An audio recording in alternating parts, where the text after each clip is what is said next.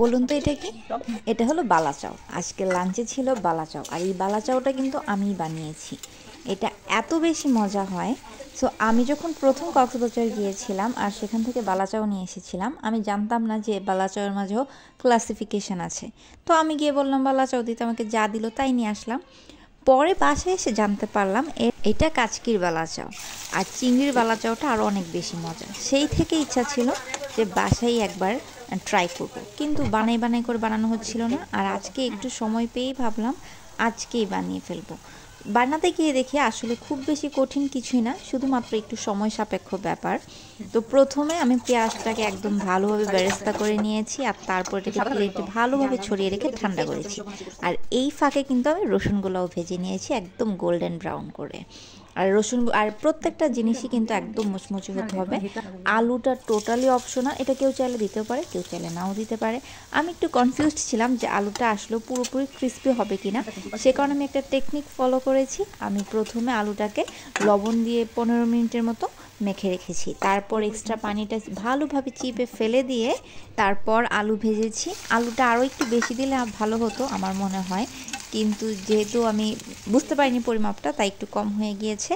আর চিংড়ি কিন্তু আরেক সাইজ ছোট হলে ভালো হতো, কিন্তু আমার বাসায় এর থেকে ছোট সাইজটা ছিল না, বড়টা ছিল, তাই বড়টা দিয়েই বানিয়েছি। আর চিংড়িটাও কিন্তু অনেক মুচমুচে করে ভাজতে হবে, ইভেন এটাকেই বেশি মুচমুচে করতে হবে, তা না হলে চিংড়ির থেকে একদম স্ট্রং একটা ফ্লেভার আসে। আর যেহেতু এটা শুটকি, তখন ওই মানে গন্ধটা এতটা ভালো লাগে না। আর চিংড়িটা যেহেতু বড় ছিল, তাই এটা আমি হামানদিস্তা একটু আধা ভাঙা করে নিয়েছি। আর এর থেকে এক সাইজ ছোটোটা হলে আর ভাঙার দরকার নেই। আর তারপর শুকনো মরিচ ভেজে নিয়েছি, এটাতে কিন্তু আমি হলুদ বা কোনো প্রকার গুঁড়া মশলা ইউজ করিনি। আর তারপর মরিচটা মেখে আলতো হাতে সবগুলো মিক্স করে নিয়েছি। বেশি শক্তভাবে ধরা যাবে না, এতে করে কিন্তু যেহেতু প্রত্যেকটা আইটেমই খুবই ক্রিস্পি, ভেঙে যাবে।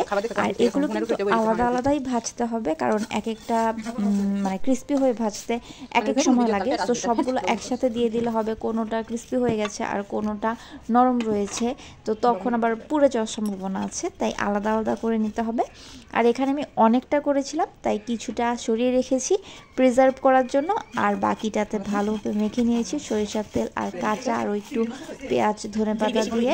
আর এতে কিন্তু লবণটা মাখানোর সময় ইউজ করা লাগবে, কারণ ভাজাভাজির সময় আমি কোনো প্রকার কোনো লবণ ইউজ করিনি।